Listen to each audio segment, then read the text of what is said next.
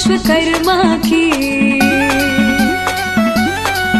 जय बोलो बाबा विश्वकर्मा की।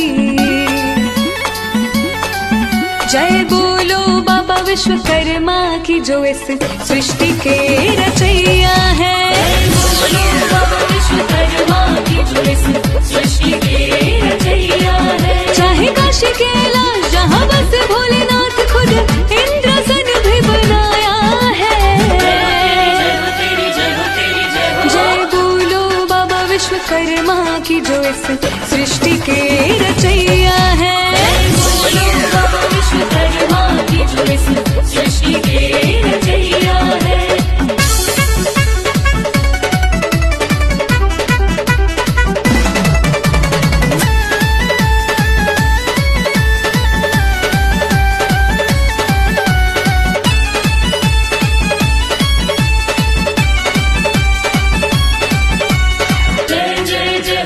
विश्वकर्मा जय जय जय हो तेरी विश्वकर्मा, जय जय जय हो तेरी विश्वकर्मा, जय जय जय हो तेरी विश्वकर्मा। सतयुग में स्वर्ग लोक सजाए, त्रेता में है लंका बनाए। सतयुग में स्वर्ग लोक सजाए, त्रेता में है लंका बनाए। द्वापर में श्री कृष्ण की नगरी, द्वारका भी बना के दिखाए। शोभा वर्णी न जाए, देवी देवता लुभाए, कला चारों युग में दिखाया है। जय बोलो बाबा विश्वकर्मा की, जो इस सृष्टि के रचैया है। बोलो बाबा विश्वकर्मा की, जो इस सृष्टि के रचैया है।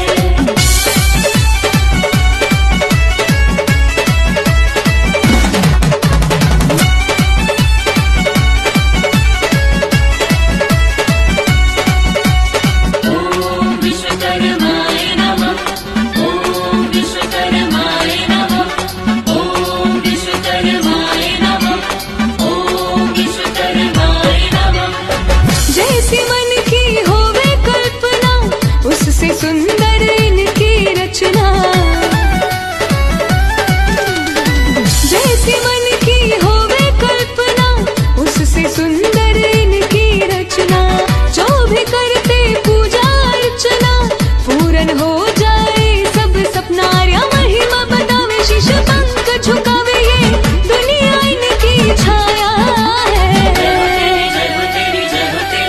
जय बोलो बाबा विश्वकर्मा की, जो इस सृष्टि के रचैया है। बोलो बाबा विश्वकर्मा की, जो इस सृष्टि के रचैया है। जय जय जय हो तेरी विश्वकर्मा, जय जय जय हो तेरी विश्वकर्मा, जय जय जय हो तेरी विश्वकर्मा, जय जय जय हो तेरी विश्वकर्मा।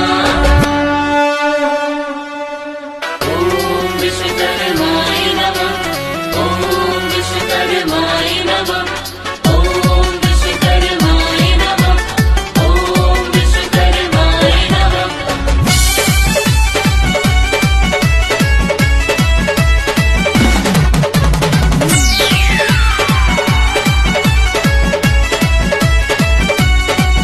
जय बोलो बाबा विश्वकर्मा की।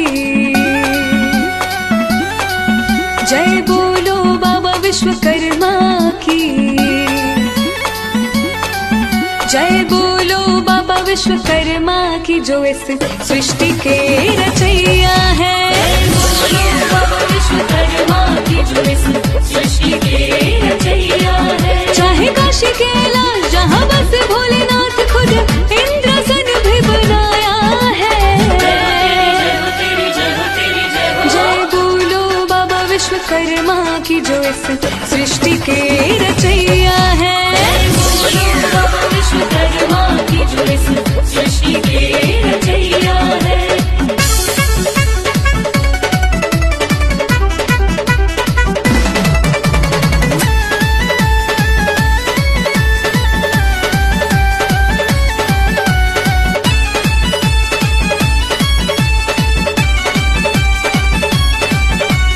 जय जय जय हो तेरी विश्वकर्मा।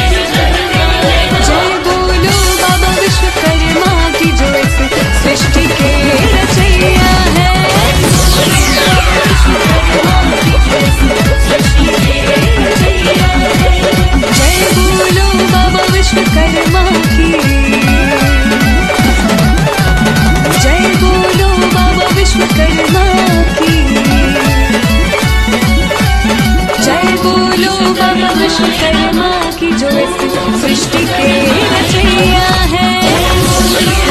विश्वकर्मा की जो इस सृष्टि के रचैया है। चाहे अकेले हो या फिर भोलेनाथ खुद से सुंदर की रचना है। जैसी मन की विश्वकर्मा की जो उससे सृष्टि के रचैया है। जो भी करते पूजा अर्चना पूरन हो जाए सबकी नारियां महिमा बतावे शीश पंख झुकावे ये दुनिया इनकी छाया है। जय बोलो बाबा विश्वकर्मा की जो इस सृष्टि के रचैया है।